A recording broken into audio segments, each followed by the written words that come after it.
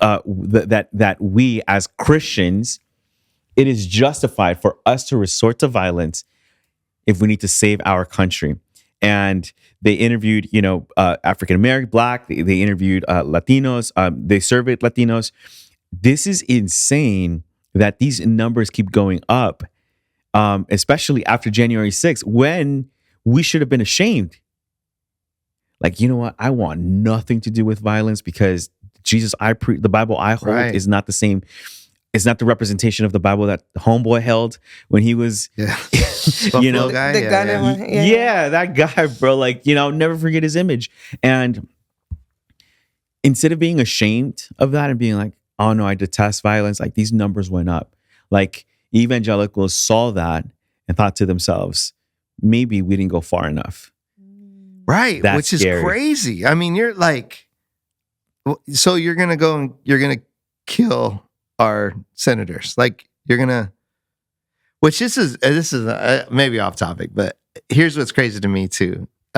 Culturally, there's this idea that in the hood, it's like super violent, right? Mm-hmm. Like black on black crime and, the barrio is crazy, all this stuff, right? That's the idea. But when you think culturally, who are the most violent, like, like people on earth? Like you don't think English people, but you go like, you think about the colonization of spaces. You think about the Dutch. You think about the English. You think about Europeans, bro. You think about the United States. Yeah.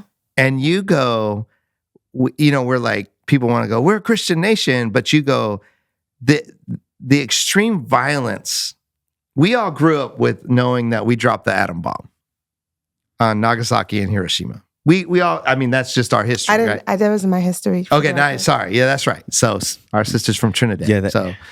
And it's your adopted history. And that was before my time.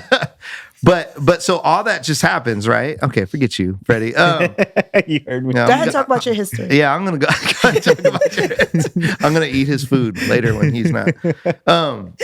But you have that, and to go the extreme violence of that. Yeah. It's kind of like washed over. We're like, yeah, but it ended the war. It was like, yeah. Yeah. But we opened the door to say we can wipe out millions of people with one strike. And we justify that, and the propaganda's on that. But the reality of, all right, Oppenheimer just came out and all, but the reality of that, the destructive power of that, we still justify that. Absolutely. And then that's still in the textbooks. They're not trying to take that out. Oh no, they're not. I mean, that's just the thing, right? And sheesh. And so, but the reality is, okay, so then I can, people can rail on American imperialism and all this kind of stuff. Okay, yep, this is in history. I come back to, why do I feel like I'm justified if somebody looks at my kids wrong or says something, or right? Why am I like, with my son or my daughters too? Hey, if somebody looks at you or says something to you like that, like you know what I mean? I'm like, you be ready to, this is how you punch. Yeah. You know what I mean? Yeah. This is how, so you defend yourself. Right. So there's the defense thing, but like you said, it goes really quick from defense to it's just violence. Yeah. Like, but we're called to a higher standard of like, I've got to be so strong that I stand up for what's right, stand up for, for the weak. I stand up for those who don't have a voice. I have to stand in that gap, and I got to do it differently than the world. So like that's gangster, but yeah.